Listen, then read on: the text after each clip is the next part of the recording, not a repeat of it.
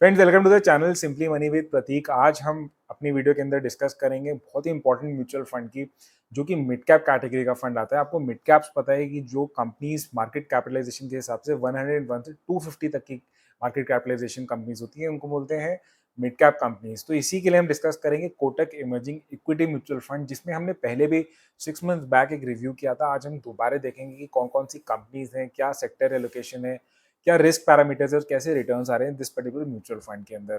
तो अगर हम स्ट्रेट अवे स्टार्ट करते हैं बाय अंडरस्टैंडिंग कि इसके बेसिक फैक्ट, ये जो हमारे पास म्यूचुअल फंड है वो ऑलमोस्ट 2013 से, यानी कि हमारे पास ऑलमोस्ट 10 ईयर्स की हिस्ट्री है टू डिस्कस दिस फंड।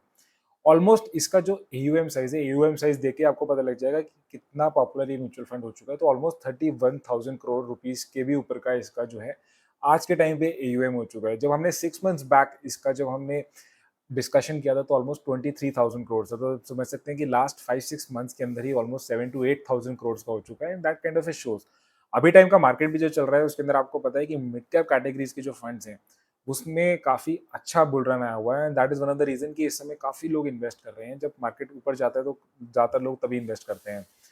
अगर हम डिस्कस करें इसका एयूएम, जैसे मैंने बताया कि काफी ज्यादा है, वो थोड़ा सा आपको प्रॉब्लम हो सकता है कंसिडरिंग, क्योंकि मिड कैप कैटेगरी की स्पेस है जिसके अंदर लिक्विडिटी का बहुत ज्यादा खैर फर्क नहीं होता, बट स्टिल एक थोड़ा सा डिफरेंस बन जाता है। अगर किसी भी म्यूचुअल फंड का एयूएम बहुत बढ़ जाए तो फंड मैनेजर को थोड़ी सी डिफिकल्टी आती है उसके फंड को एलोकेट करने के अंदर, और काफी ज्यादा डिफरेंसेस आ सकते हैं when जब वो किसी बाय या सेल ऑर्डर लगाते हैं in that kind of a mutual fund. But still अभी तक इसके रिटर्न्स काफी अच्छे आ रहे हैं, so we will focus on that also. अगर हम फर्दर डिस्कस करें नंबर ऑफ स्टॉक्स, जो अभी इसके अंदर है ऑलमोस्ट 78 नंबर ऑफ स्टॉक्स हैं, विच काइंड ऑफ ए काफी वेल डाइवर्सिफाइड म्यूचुअल फंड है। अगर हम टॉप एलोकेशन भी देखेंगे तो किसी के अंदर भी हमारा जो टॉप 5 सेक्टर्स या टॉप 10 स्टॉक्स उसके अंदर बहुत ज्यादा हाईली कंसेंट्रेटेड नहीं है, बहुत डाइवर्सिफिकेशन किया हुआ है। अगर हम देखें with in sectors market caps के अंदर हम देखें तो largely because this is a mid cap category fund, तो ऑलमोस्ट 66% जो आपकी कंपनीज है वो मिड कैप से आती हैं।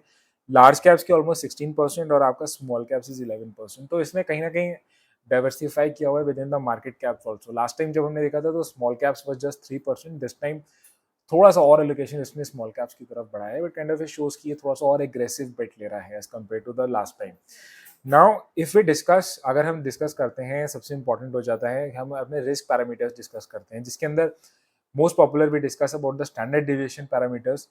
स्टैंडर्ड डिविएशन आपको पता है वैल्यू कम होनी चाहिए, और यहाँ पे हमने कैटेगरी एवरेज से कंपेयर किया है। तो अगर यहाँ पे हम कंपेयर करें तो आपका स्टैंडर्ड डिविएशन की वैल्यू मार्जिनली बेटर आ रही है, कम आ रही है as compare to the category average. Beta जो आपका पता है आपको वॉलेटिलिटी की बात करता है, यहाँ पे उसकी भी वैल्यू कैटेगरी एवरेज से कम होनी चाहिए, तो यहाँ पे भी आपकी वैल्यू कम आ रही है। अगर हम रेशोज की बात करें, जिसमें हम Sortino ratios and Sharpe ratio की बात करते हैं, उनकी वैल्यू जो होती है आपको पता है ज़्यादा होनी चाहिए, क्योंकि इन दोनों ही रेशो का मतलब होता है कि कितने आपके रिटर्न्स आ रहे हैं रिस्क लेके। अगर हाई रिटर्न्स आ रहे हैं और कम रिस्क लेंगे तो रेशो की वैल्यू ज़्यादा होगी। यहाँ पे भी आप देखेंगे तो दोनों रेशियोज की बेटर वैल्यू आपकी कैटेगरी एवरेज से बेटर है। एंड फाइनली आपकी अल्फा डिनोट करता है आपके रिटर्न्स, मीन रिटर्न्स, यानी कि ज़्यादा अल्फा वैल्यू होती है यानी कि हाई रिटर्न्स। तो सारे ही अगर हम क्यूमुलेटिवली अगर हम देखें तो कंक्लूड करें तो रिस्क पैरामीटर्स के अंदर आपका एटलीस्ट कैटेगरी एवरेज से आपका इस पर्टिकुलर म्यूचुअल फंड की वैल्यूज बेटर है। तो ये बहुत ही पॉजिटिव बात हो जाती है about any mutual fund which can. Now straight away without wasting too much time हम स्ट्रेट अवे आते हैं, इसके नंबर ऑफ स्टॉक्स डिस्कस करते हैं। अगर हम टॉप 10 स्टॉक्स, जैसे कि हमने बताया 78 टोटल नंबर ऑफ स्टॉक्स हैं, बट अगर हम टॉप 10 स्टॉक्स पे फोकस करते हैं यहाँ पे, तो आपका हाईएस्ट एलोकेशन जो है वो सुप्रीम इंडस्ट्रीज का है, जिसके अंदर अगर आप देखेंगे आपके लास्ट जो है वाईटीडी, अगर आप देखेंगे लास्ट 1 ईयर के अंदर रिटर्न्स बहुत ही स्पेक्टाकुलर रिटर्न्स आए हैं, ऑलमोस्ट 140% रिटर्न्स आए हैं आपके। सुप्रीम इंडस्ट्री आपको पता है प्लास्टिक प्रोडक्ट्स, इंडस्ट्रियल प्रोडक्ट्स से आती है। और आपके जो लास्ट टाइम जब हमने रिव्यू किया था प्रोडक्ट, तो भी ये हमारा टॉप लोकेशंस के अंदर था। अगर हम फर्दर देखते हैं, we have Cummins India which is from the compressor and pumps, again 45% तक रिटर्न्स दिए हैं इसने, अगर हम रिसेंट 1 ईयर के रिटर्न्स देखते हैं। अगर हम देखते हैं आगे, हम बोलते हैं शाफलर इंडिया, तो शाफलर इंडिया ऑटो कंपोनेंट्स की पार्ट है। यहाँ पे आपके जो रिटर्न्स हैं मार्जिनली आपको नेगेटिव रिटर्न्स आए हैं, but still it is a very good company अगर हम फंडामेंटली बात करें तो। Then we have next is the Persistent Systems, जो कि आपकी पता है कंप्यूटर सिस्टम्स आईटी की एक मिड कैप कैटेगरी की काफी स्ट्रॉन्ग कंपनी है। यहाँ पे भी आपको 38% से ऊपर के रिटर्न्स मिले हैं। Then we have company like SKF India which is into the bearings abrasive, वैसी उस इंडस्ट्री से आती है। यहाँ पे भी आपको जो रिटर्न्स मिले हैं वो आपको सिंगल डिजिट्स पॉजिटिव रिटर्न्स मिले हैं। अगर हम फर्दर मूव करते हैं तो we have company from Oberoi Realty, this is one new company जो कि इसकी टॉप 10 एलोकेशंस के अंदर आई है। Which is into the reality sector. यहाँ पे भी आपको रिटर्न्स जो है 14 to 15% तक पॉजिटिव रिटर्न्स मिले हैं। Then you have Kajaria Ceramics which is again a ceramic form company which is again giving you को 27% तक पॉजिटिव रिटर्न्स दिए हैं। देन आपके पास आती है थर्मैक्स, एक हैवी इक्विपमेंट कंपनी है जिसके अंदर आपको पॉजिटिव रिटर्न्स मिले हैं। ये this is a new company जो आपकी टॉप 10 एलोकेशन के अंदर आई है। Then have Solar Industries, V PA Industries, again these two type of industries. एक जो है आपकी पेस्टिसाइड एंड एग्रोकेमिकल से आती है, that is the PA industries, और इन दोनों ही के अंदर भी आपको डबल डिजिट्स पॉजिटिव रिटर्न्स दिए हैं।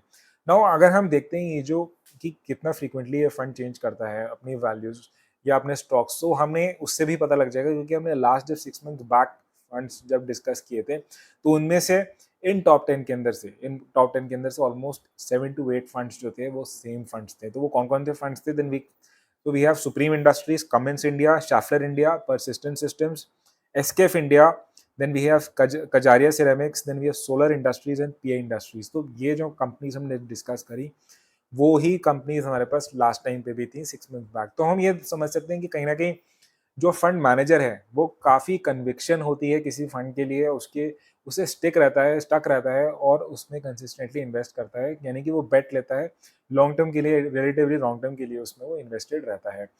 तो this again is a different point from other types of funds. Like quant के अंदर थोड़ा सा मोमेंटम बेस्ड स्ट्रेटजी फॉलो होती है, this kind of a fund is following a different kind of A strategy. Now ये further top 10 stocks जो हमारे अच्छे स्टॉक्स को डिस्कस करने के बाद लेट्स डिस्कस वेरी इंपॉर्टेंट, हम इसके रिस्क हम डिस्कस करने के बाद हम इसके रिटर्न्स डिस्कस करते हैं, जिसमें हमने पेयर कंपैरिजन भी करा है। Similar type of companies sector से आई हैं जो सिमिलर आपको रिटर्न्स दे रही है। तो हम इसके अंदर शॉर्ट टर्म लॉन्ग टर्म दोनों ही टाइप के रिटर्न्स डिस्कस करेंगे। अगर हम 1 ईयर रिटर्न्स देखते हैं, 1 year returns even though is a very short term period, if you talking about हम मिड कैप्स की बात कर रहे हैं, तो यहाँ पे आपके क्वांट के बाद जो फंड आपके सबसे हाईएस्ट रिटर्न्स दे रहा है that is your Kotak emerging fund. अगर हम 3 इयर्स की भी बात करते हैं तो आपको यहाँ पे काफी कंसिडरेबल रिटर्न्स मिल रहे हैं सिर्फ पीजीएम इंडिया ही फंड के ऑलमोस्ट कंपैरिजन में, यानी कि आपके टॉप 2 रिटर्न्स जिस फंड्स में आ रहे हैं, this again Kotak is emerging that kind of a fund. अगर हम 5 इयर्स की बात करते हैं तो again we have a very good, यहाँ पे आपके जो रिटर्न्स आ रहे हैं हाईएस्ट जो आ रहे हैं that is from the Quant, PGIM and then Kotak, यानी कि कोटक के जो फंड्स के जो रिटर्न्स हैं वो लास्ट 5 इयर्स के अंदर आपके टॉप 3 एलोकेशन के अंदर आए हैं। और अगर हम सिंस इंसेप्शन यानी कि और फर्दर लॉन्ग टर्म में देखते हैं तो यहाँ पे आपका टॉप रैंक जो है वो आपका कोटक के आ रहे हैं फंड्स के रिटर्न्स। तो फंडामेंटली हम ये कह रहे हैं आपको कि we are not promoting any particular mutual fund, this is the fund where even मैंने भी इन्वेस्ट नहीं किया है, लेकिन आपको ये videos only for the educational purpose कि अगर आप समझ रहे हैं कि अगर आपको मिड कैप्स के अंदर इन्वेस्ट करना है तो आपको बेसिक इन्फॉर्मेशन होनी चाहिए, दैट्स द आइडिया आपको इस वीडियो को दिखाने का। आपको स्टिल कोई डाउट होते हैं तो आप अपने फंड मैनेजर की फाइनल एडवाइस के बाद ही इन्वेस्ट करिए, नॉट बिकॉज कि आपने वीडियो देख ली आपको फंड रिकमेंड हो गया तो आप तभी इन्वेस्ट कर दें। स्टिल आपके पास कोई डाउट है तो कमेंट बॉक्स के अंदर नीचे मेंशन करिए। वीडियो अच्छी लगेगी तो लाइक करिए, सब्सक्राइब करिए इस चैनल को, और कौन से फंड के बारे में जानना है वो भी नीचे मेंशन करिए। Thank you for watching this video, thanks a lot.